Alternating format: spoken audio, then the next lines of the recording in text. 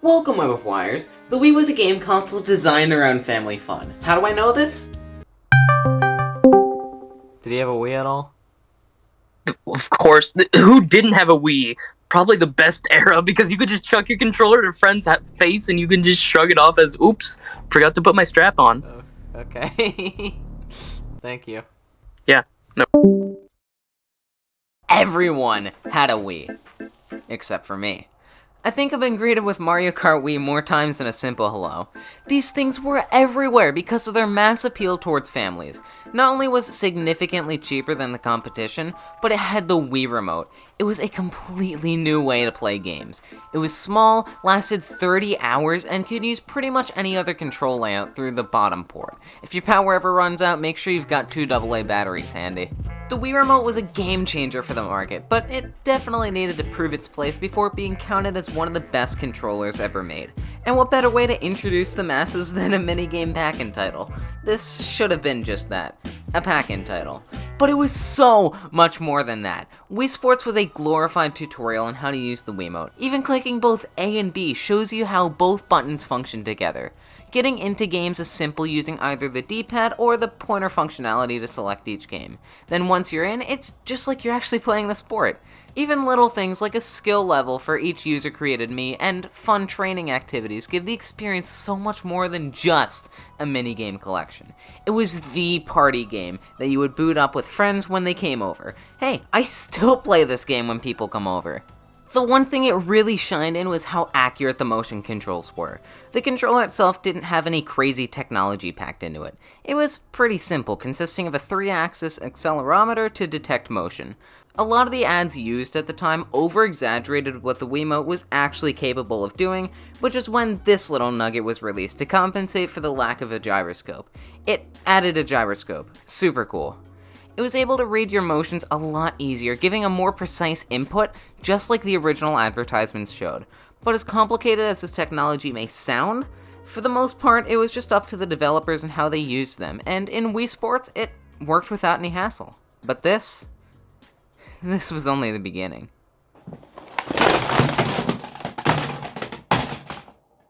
Thanks, Nintendo, for letting this happen.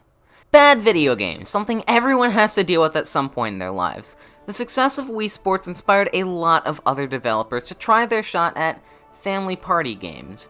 Games developed on the lowest budget possible and sold at a cheap price point. They were supposed to trick people not in the know about the biggest and best video game releases, and the Wii was filled with them. To be fair, the Wii had pretty much every form of shovelware, but I feel like 90% of it was what I like to call family party games. This is why we got such adventures as Carnival Games and Winter Sports The Ultimate Challenge. These games just don't work properly. At least something like Carnival Games is slightly playable, but half the sports in Winter Sports just make no sense and have extremely long tutorials. Yes, because the first thing I want to do during a party is read the entire FNAF lore. If you have ever owned a Wii, at some point you owned a shovelware family party game. Great family party games also flooded the Wii. As much hate as the game gets, Game Party 2 wasn't actually that bad. I mean, it's still bad, but definitely doesn't deserve a 29 on Metacritic. A lot of developers realized the potential the Wii had, and has brought some of my favorite games to the system.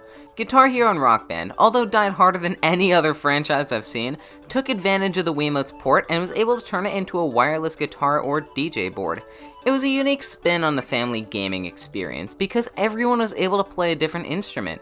It's something that was really only done during this era of gaming, and I kinda miss it. Some of these franchises are still alive. Just Dance gets yearly releases, and Carnival Games was never killed off, even getting a VR release for some reason. But unfortunately, party games sorta just died off. The only company really doing them anymore is Nintendo. The Switch fully embraces multiplayer with the 2 Joy-Cons coming off and enabling 2-player local multiplayer. It's a great idea that stems off of the success of the family Mario Party games. New Super Mario Bros. Wii was a pretty decent platformer and introduced one important thing to the franchise: 4-player multiplayer. With 2 people, it was chaotic. With 4, it's beyond chaotic, but so much fun to play. Mario Party 8, in my opinion, was the best in the franchise, and it surprises me that the 3DS, out of all systems, has more Mario Party games than the Wii. Mario Kart Wii is a game every Wii owner has. Pretty much anything with the name Mario on it during this era had 4-player co-op on it, or at least 2-player co-op. But out of all family party games, none of them were more prominent in my life than board games and TV shows. Why clear the table to play Monopoly when you could just launch the game? Better yet, why watch The Price is Right when you could just be in the show? Take that, Mom. These games easily felt the most like money grabs. Take a bunch of games you can already play at home, put them on a computer, and sell it on store shelves. These were never really the most expensive games out there, especially now. With these board games, they take so long to beat, so having save functionality and the math done automatically saves so much time. And these game shows, they seem like they would be so much fun to be on, and now I can finally be on one. Not only that, but they were designed around head-to-head multiplayer action for a TV audience. And if you recognize you don't know Jack, it's probably because this game genre is still popular amongst groups of friends and family. Yeah, they released this on the Wii too. They work so well for the system, and they have quality of life improvements not possible on their previous platforms. If anything, this is what comes to mind when I think of family party games. Now, if you already forgot what I just said a minute ago, these board games and TV game shows were popular in my childhood. And if you already forgot what I said about the beginning of the video, I didn't have a Wii. These games work so well on the Wii because it was designed for games like this. Then, why did they release on other platforms? PC I can understand, but PS3 and Xbox 360? I get games like You Don't Know Jack being ported because of its more mature tones, but who's gonna go out of their way to buy Monopoly on Xbox 360? If you are that person, I'm sorry. But it's not just these games, it's everything. Just Dance, Guitar Hero, not to mention their own versions of games like Wii Sports and such.